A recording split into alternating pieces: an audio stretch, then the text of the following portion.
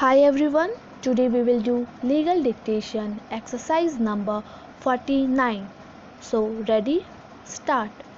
The submission of Sri Arvind Srivastav, learned counsel for the petitioner, is in threefold.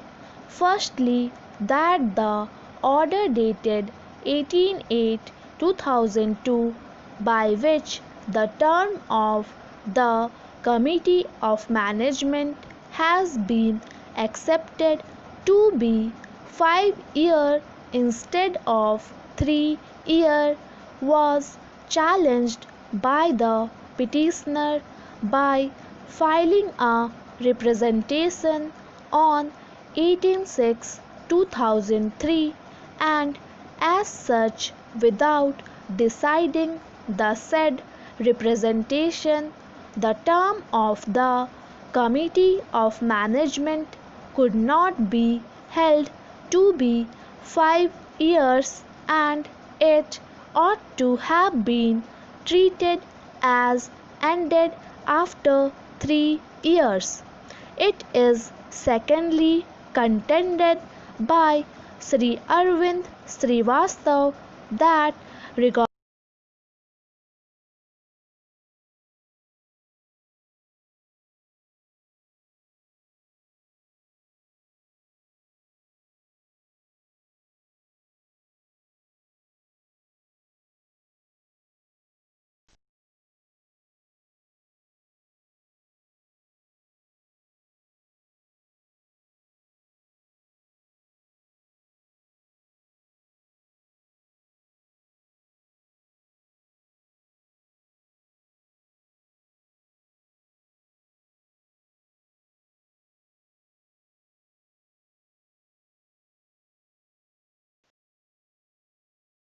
Director of Education, and papers have been returned to the Society Committee of Management, and without the same having been resolved, no decision could have been taken with regard to the election held by the respondent number 5 in May 2005.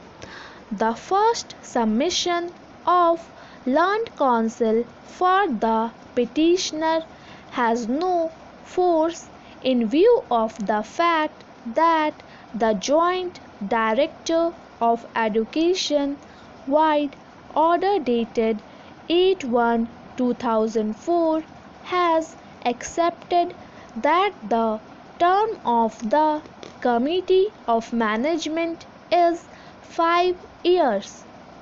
The same has been also confirmed by the writ court by the judgment and order dated 28/1/2004, passed in writ petition number 2472 of 2004, against which the appeal of the petitioner has also been dismissed. As regard the second contention, no material irregularity has been pointed out by the petitioner with regard to the election of the Committee of Management. Further, what is submitted is that the respondent number 5, the manager of Committee of Management, is not even a member of the society, and as such he is a trespasser and not entitled to be elected as manager or hold the election of the Committee of Management.